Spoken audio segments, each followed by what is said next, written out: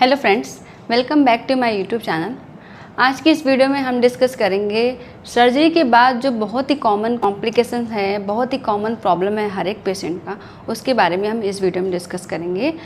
Surgery, कोई भी major surgery हो, सर्जरी के बाद जब पेशेंट डिस्चार्ज होते हैं या फिर वार्ड में होते हैं, उनका एक कंप्लेन होता है कि उन्हें स्टूल पास नहीं हो रहा है, पेट साफ़ नहीं हो रहा है, या फिर सर्जरी के पहले स्टूल पास हुआ था, उसके बाद स्टूल पास नहीं हो रहा है, या फिर स्टूल बहुत हार्ड हो गया है। इस तरह के कंप्लेन आए दिन पेशेंट करते रहते हैं सर्जरी के बाद। ये काफ़ी कॉमन कंप्लेन होता है हर एक पेशेंट का।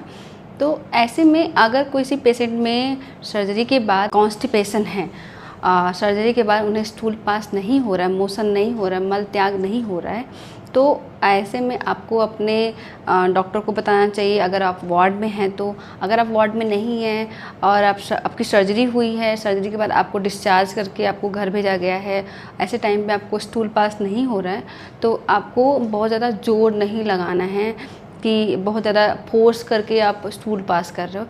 ऐसे में अगर आपकी हार्ट की सर्जरी हुई है तो प्रॉब्लम हो सकता है, अदर कोई सर्जरी हुई है तो उसमें भी प्रॉब्लम हो सकता है, स्टिचेस में प्रॉब्लम आ सकते हैं, जो टाँके लगे हैं उसमें प्रॉब्लम आ सकते हैं। इसलिए आपको बहुत ज़्यादा फोर्स नहीं लगाना है। अगर आपको मोशन नहीं पास हो रहा है तो आपको कुछ दवाइयाँ आती हैं, कुछ सिरप आता है, उसको ले सकते हैं। जैसे डुफ्लैक्स सिरप है, उसको ले सकते हैं, या फिर क्रीमाफिन सिरप है, वो ले सकते हैं। ऐसे में अगर आपको लंबे टाइम से मोशन पास नहीं हुआ है तो आपको रात में इसको 30 ml गुनगुने पानी के साथ लेना है। और मॉर्निंग में, अगर नेक्स्ट डे अगर मॉर्निंग में अगर आपको मोशन पास हो जाता है तो ठीक है, अदरवाइज़ एक बार आप फिर से लेके देख सकते हैं, 20 ml फिर से लेके दे सकते हैं गुनगुने पानी के साथ। अगर इसके बाद भी अगर आपको मोशन नहीं होता है तो आपको आसपास किसी फिजिशियन के थ्रू या फिर आसपास कोई क्लिनिक है तो वहाँ पे जाके आप इनिमा लगवा सकते हैं।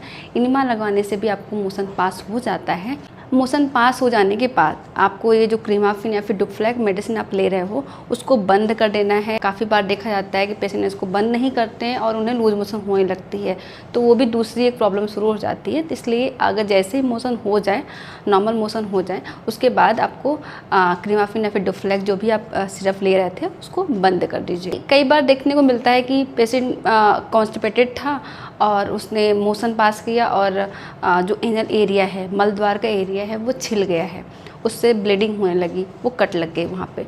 तो ऐसे में काफ़ी पेन होता है, पेशेंट काफ़ी पेन में रहते हैं और उनको जलन भी होती है। तो ऐसे में ऐसे पेशेंट जिनमें कट लग चुका है या फिर मल के थ्रू ब्लड आ गया है, ऐसे में उन्हें कुछ ट्रीटमेंट के बारे में बताऊंगी। वो ट्रीटमेंट आप फॉलो करके अपने जो प्रॉब्लम है उससे निजात पा सकते हैं।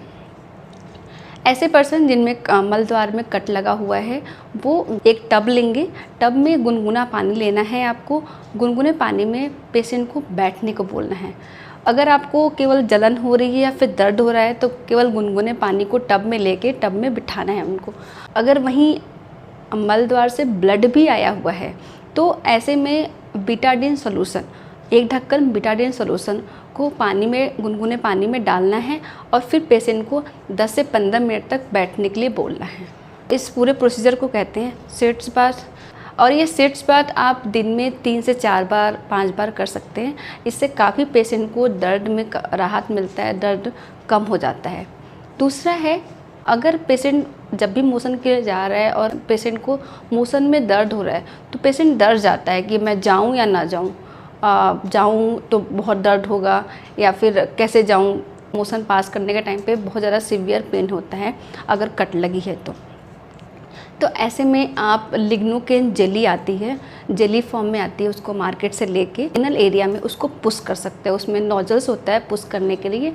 लिग्नोकेन जेली को आप वॉशरूम जाने से पहले 10 मिनट पहले उसको पुश कर दीजिए। पुश करने से जो एनल वाला एरिया है वो नम हो जाएगा, वो शून्य हो जाएगा, आपको थोड़ा पेन कम होगा।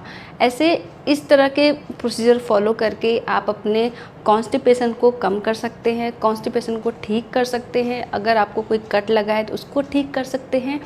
अगर 3 से 4 दिन ये प्रोसीजर करने के बाद भी आपको आराम नहीं मिलता है, लंबे टाइम तक बना रहता है, या फिर आपको पहले से ही कॉन्स्टिपेशन की दिक्कत रह चुकी थी सर्जरी के पहले, अभी और ज़्यादा हो चुकी है, अगर इन सब प्रोसीजर को करने के बाद अगर आपको रिलीफ नहीं मिलता है, ठीक नहीं होता है आपकी प्रॉब्लम, तो ऐसे में आपको जनरल सर्जन से मिलके अपना आगे का ट्रीटमेंट लेने की आवश्यकता है।